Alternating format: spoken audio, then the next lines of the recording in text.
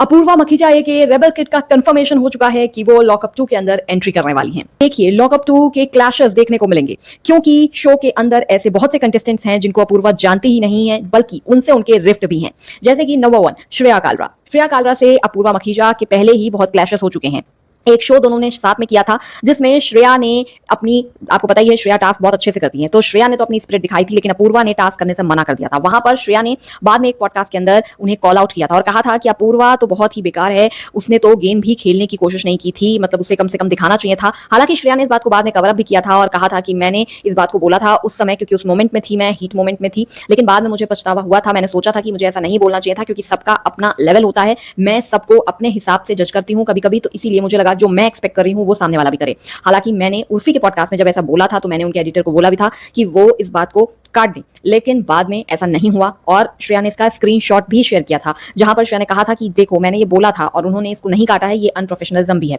खैर, अब श्रेया के बाद साथ उनकी रिफ्ट जो है वो बहुत सही नहीं हुई। अपूर्वा जैसे ही घर के अंदर आएंगी, श्रेया कालरा के साथ उनका पंगा होना तय है और अपूर्वा वर्सेस श्रेया कालरा हो सकता है। वहीं आकांक्षा को भी अपूर्वा ने काफी ट्रोल किया था कुछ दिन पहले ही, तो इसीलिए जब वो स्प्लिट्सविला में थी तो अपूर्वा ने उनको लेकर ये बोला था कि आकांक्षा स्प्लिट्सविला में प्यार ढूंढने आई थी। सच में बहुत ऐसे वीडियोस बनाए थे। हालांकि अपूर्वा आकांक्षा को पसंद भी करती है, लेकिन शो के अंदर आएगी तो आकांक्षा से भी उसके क्लैश हो सकते हैं, लेकिन चांसेस ज्यादा हैं कि अपूर्वा और आकांक्षा की दोस्ती हो जाए और दोनों मिलकर श्रेया को बुली करें।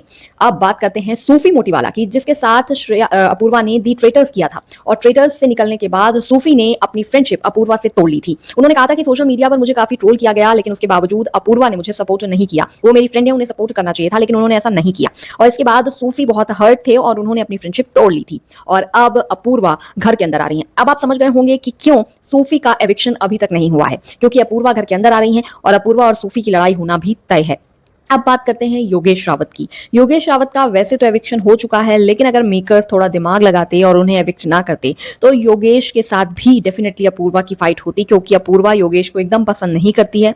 योगेश ने अपूर्वा को छपरी भी बोला था अपने एक वीडियो में और अपूर्वा ने भी उन्हें बोला था कि वो एक किसी जगह का नाम लिया था उन्होंने मुंबई के, उन्होंने कहा था ये एक छोटे से एक्टर जैसे लगते हैं, तो अपूर्वा ने भी ऐसा बोला था। तो डेफिनेटली दोनों अगर होते, मतलब दोनों आमने सामने होते, तो दोनों की फाइट देखने को मिलती। खैर, अब अलायंस और लॉकअप का ये जो चल रहा है कंपटीशन की, अलायंस वालों ने कहा हम वंशज को ला रहे हैं, हम अपना गेम तगड़ा करेंगे, तो लॉकअप वालों ने कहा, एकता कपूर ने कहा कि हम भी रुकेंगे नहीं, हम ला रहे हैं रेबल किड को। रेबल किड का एपिसोड आपको संडे या मंडे को देखने को मिलेगा, जिसमें उनकी बड़ी लड़ाई हो सकती है श्रेया कालरा से। तो let's wait for this episode. तब तक के लिए मिलते हैं नेक्स्ट वीडियो में। वीडियो अच्छा लगा हो तो लाइक कीजिएगा, चैनल को सब्सक्राइब कीजिएगा।